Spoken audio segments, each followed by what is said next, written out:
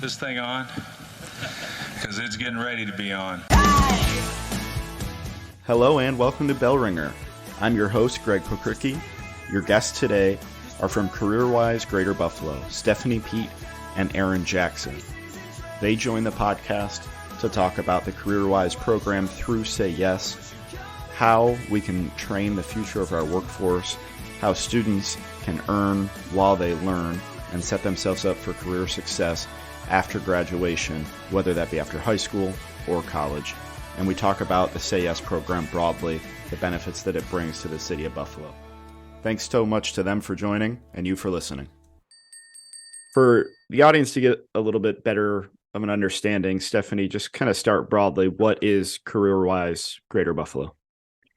Sure. So CareerWise Greater Buffalo is a brand new initiative that is being powered by Say Yes Buffalo to provide students coming directly out of Buffalo Public High Schools with an opportunity to access the workforce much faster than if they were to go a traditional 2-year or 4-year route.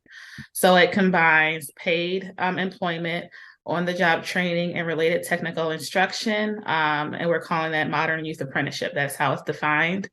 And we are working with CareerWise USA, which started out of Denver and created this fantastic model that they are helping communities across the country to replicate in order to help young people succeed, financially, professionally after high school graduation. And then we have some guests from, outside of the region and promote the podcast to folks outside of Buffalo. So just really quick, kind of your elevator speech. What is Say Yes? Because obviously this is a program of Say Yes. Yeah, so in a nutshell, I'll try to get in a nutshell. Say Yes Buffalo, we're a little over 10 years old. We are a college promise scholarship community organization. So students who are graduating from Buffalo Public and charter high schools and live in the city of Buffalo have access to our last dollar tuition scholarships. So that includes all of the SUNY schools, CUNY schools, all the Ivy Leagues, and over 100 partner colleges throughout the country. So we quickly realized that in addition to the college scholarship, there needed to be wraparound supports to really help families and children from cradle to career overcome the barriers that are within our school system and within our community, and to really wrap our arms around these kids and help them actually access the college scholarship. So we have well over a dozen unique programs to address these needs. So we have mental health clinics in every school building, so students don't have to leave school and parents don't have to take their child to counseling throughout the day. We have a Boys and Men of Color initiative, which really is a leadership development and advocacy group for young men of color to really change the narrative around how they're perceived in the media and to help them lead in their own communities where they are right now. We have our family support specialists. Both my colleague Aaron and I come from that world, where we worked in the school buildings along with the Department of Social Services to address safety needs in the households of children. We have an early childhood initiative, our Little Scholars, our 3-year-old classrooms that are opening up. So we really try to address every single aspect that could potentially get in the way of academic success for our students. Great. I actually meet with my Say Yes mentee at 4:00 today. So awesome. I'm a mentee as well. I can advocate for at least that part of the program. So obviously, incredible work. And we're here to talk a little bit more specifically about the CareerWise program. If folks are interested in Say Yes broadly, we had David Rust on.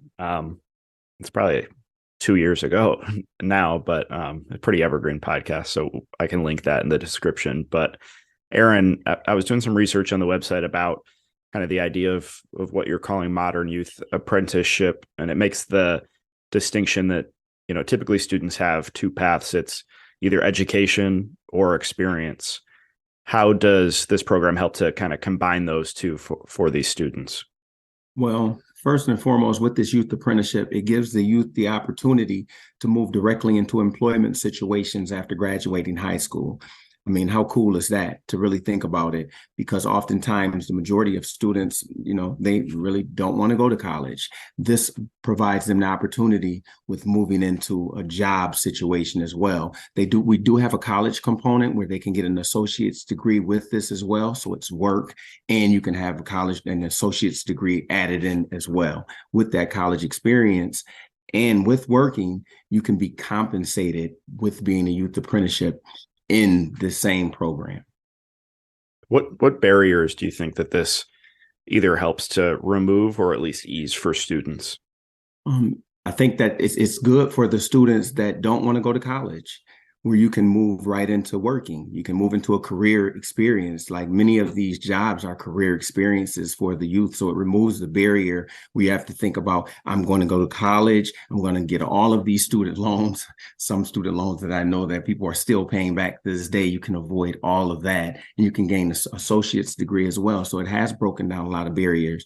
I work directly in the school system as a career coach, and the youth are very excited about it. We're in the recruitment process currently, and a lot of the students are very interested in it, where they know that there's something else that they can do outside of just going directly to college and putting off their lives or even their livelihood for the next 4 years while they seek that education. So a lot of the website highlights some of the critical needs that like regional economies need for certain skill positions or within certain industries. So what type of opportunities are there for these students to pursue, like within what industries or what type of apprenticeships will these students be hopping into? What skills will they be learning? So we are focused in year one, we're repeating the same career verticals that we started off with. So we are focused on advanced manufacturing, IT, and business operations. So those are pretty broad. There are a lot of occupations within those three verticals for students to explore. And to Aaron's point about their excitement about having this opportunity, in year one, we had 200 unique students submit over 1,200 applications. We had some students who applied for everything because they wanted the opportunity. They were curious about all the opportunities that were offered. And a lot of students, they don't know what the career pathways are locally. They may know, like, maybe I want to be a doctor or a lawyer or an engineer, but there's so many things that you can do professionally. And I think this is an opportunity for young people to really see that there are some really cool careers here, and they have access to them. They don't have to find them on their own. It doesn't have to be trial and error. I remember even going through college, like the value of internships, people always say is you find out what you want to do and also what you might not want to do, right? And we just released our labor market assessment last week at a big event, and some of what we spoke about at the event and in some pre-meetings was the idea that like you might know where what your parents' job was or your uncle's job is, but you really don't know that full scope of options, like you were saying, Stephanie. It really like has the opportunity to broaden what you thought were your potential options going forward, right? Absolutely. Yeah. So for the company side, I want to talk about, what companies you might have involved, and I guess we'll start there, and then we'll talk about what they stand to gain as well. Yeah, so in year one, we had 24 apprentices hired across 6 companies. So Harmac Medical Products, Tesla, Moog, Rich Products, M&T Bank, and Wegmans. I had to count that in my head. So I always get to 5 and forget. Yeah. So we have several of those companies who are on with us for year 2. And we are actively recruiting. So what employers get out of this, you get access to amazing talent straight out of high school. We have all these students in BPS. We're the second largest school district outside of New York. And our kids are fantastic. They're eager to work. They're smart. They're capable. It's just there always hasn't been the opportunity to connect them directly to the workforce in this manner. We're very intentional about our students being young people of color. So they're coming out of BPS. 80% of them are young people of color. There are over 80 languages spoken in the district. So this is a really great opportunity for companies to intentionally build talent pipelines to a diverse group of young professionals. In addition to that, we provide support from the very beginning to the very end. So we have Aaron, my colleague here, and Shara and Jen. They're our career coaches working in the schools. So they're helping to even educate young people on what an apprenticeship is. This is a new word, a new concept for a lot of them, helping them, figure out what they want to do after graduation, helping them to apply, helping them through the interview process. We have a boot camp where we help prep our apprentices before they even get to the workplace. And then we have an apprenticeship success coach who works with the apprentices, the employers, and our higher ed partners to address any possible need that they may have. So housing, basic needs, performance in the workplace, whatever it may be. She's providing case management through the entire 3-year journey. So they're getting a ton of support as they're, training up the next generation of their workforce. In addition to that, we also offer unique trainings for our program partners that are free of charge. So some are related to apprenticeship and, how to assess for competencies and how to support young people, how to onboard them, bring them into your company culture. And then we have some racial equity trainings that we offer, again, free of charge, because we really want to be supportive of our employers and help them in their journeys of creating inclusive workspaces for young talent. Right. And to Aaron, to you, what does success look like at the end of the apprenticeship for a student? I mean, when you think about it, how cool is it graduating from high school and going right into a career job? Going right into something that you chose and something that you love to do. That is a success in itself, them graduating and having employment right there for them. For some others, of course, it is that financial component where you don't have to wait 4 years in college to finally start getting what you feel like is due to you. You can go right into an apprenticeship, learn the position, get paid in the position while in the position, like you're actually there at the place of your choice, the place that you've chose. And a lot of these students are very excited. Once more, I can't say that enough, but even in my presentation, when we're recruiting the students, I tell them that just because you go to college, that does not guarantee success, but just because you don't go to college, that does not guarantee failure. And with this apprenticeship, that is exactly that. So this is success all the way around. You just mentioned it, and Stephanie did before, the education and recruitment component of it. Obviously, it's a relatively new program, and like you both alluded to, there's been a lot of education that you've needed for either the students, I'm sure the companies, and onboarding them. Like, how has that whole process gone of pitching this program and getting the buy-in really from both sides? I would take on that. Go ahead, Stephanie. I think for the employers, everyone is, in the same boat, I think, with talent. There's been retirements that was really accelerated due to the pandemic and folks, older professionals retiring. So everyone is really like, okay, how do we grow our own? You can recruit as much as you want into the area, but we have all these young people right here that we could be molding to be the great professionals to take over, as folks start retiring. So there's a huge appetite for that. I think there's a lot of trust with the Say Yes name and organization, and really being able to bring employers into this space and help lead them to support, young talent of color coming from the city of Buffalo. I give our employers so much credit. We meet monthly with our employers.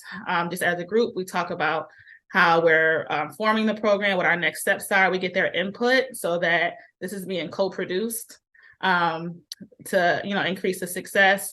They are so enthusiastic about our trainings and our racial equity offerings. It's just a really, at the risk of sounding corny, it's like a really magical space to be in, because you have all these people who are saying, even though they're the best at what they do, right? We're not telling them how to train maintenance techs or accountants. We don't know how to do that.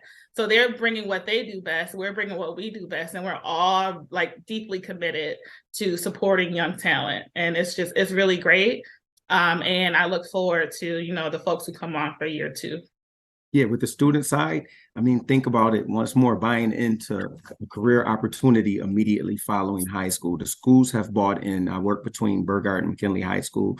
The staff has bought in. I'm working with seniors that are in good standing of graduating. So you're working with seniors that know that they're on the track to graduate, and now they're being presented with these employment opportunities that they can choose from and move into. Now it's good this year because we have last year's class that actually have done it, and they're actually in that process. They're actually employed and they're moving forward in it. So to just know that some students that they were once in the building with are now youth apprentices and moving forward in their careers is a wonderful opportunity. And so pitching it is pretty much easy when you start talking to them about a youth apprenticeship, it being a paid youth apprenticeship. You start talking to them about the verticals. You talk to them about advanced manufacturing, business operations, and information technology. The students love it. Awesome. Stephanie, you mentioned just like the talent crunch that companies are obviously feeling, and that's an issue across the country. Earlier, I mentioned the LMA that we recently released, and obviously you were a big part of some of the feedback before and during the event.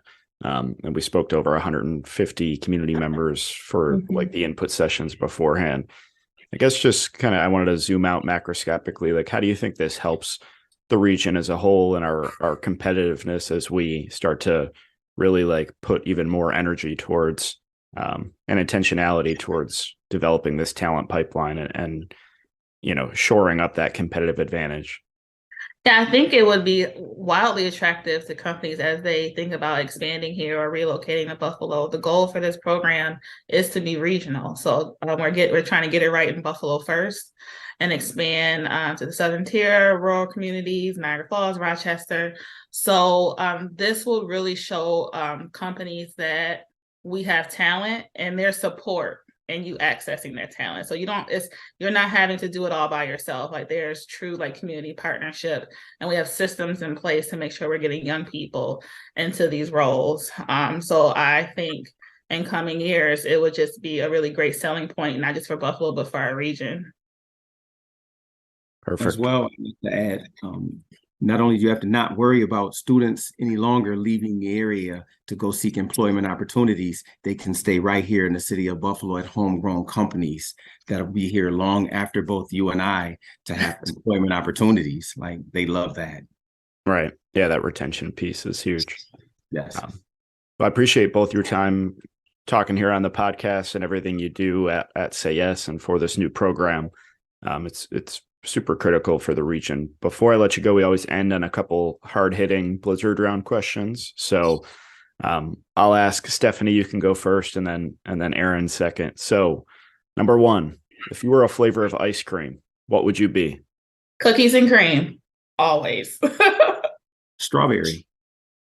All right, Stephanie, what's a book or TV show that you'd recommend? Oh, books. I read a lot of books. The last one that I read that was most powerful, How to Be an Anti-Racist. That one was pretty good. I would recommend that to anyone. And if you want something lighter, Patsy by Nicole Dennis Benn. Awesome. How about you, Aaron? I would say The 48 Laws of Power by Robert Greene. That's a great book. It's a very interesting read as well. Awesome. Do you prefer a text or phone call? Text. Don't call me. Yeah, I agree. I agree with Mrs. Peete. I would say text because I talk on the phone all day long. When I get on, I don't. It's different when you work with kids, so it's a lot of like phone calls. Employers don't call, email. All they do is email. So I hate it. My phone rings. I'm like, ugh. Text. Get that anxiety. Yeah. How about you prefer hiking or skiing? Neither. I guess if I had to choose, hiking because less equipment. Okay, fair. How about you, Aaron? I would say hiking as well. I've done some hiking in the past. I love it. I love being out in nature. How about Bills or Sabres? Bills. I feel like the Bills Mafia is a little bit more aggressive than the Sabres, so I don't want any heat after this. I'm forcing my hand. Well, I would say the Sabres. All right, fair. I'm glad we got one of each. And then last question, most importantly, do you prefer, with your chicken wings, do you prefer a drumstick or a flat? Flat, fried, crispy, please. It must be crispy. Yes, she just answered it for me flat. If you do drumsticks, something's wrong. That is serious business. Extra crispy. Perfect. Well, we'll have to go out for some wings. Thank you both very much for your time and everything you do for Buffalo. We really appreciate it. Thank you, Greg. Thank you for having us.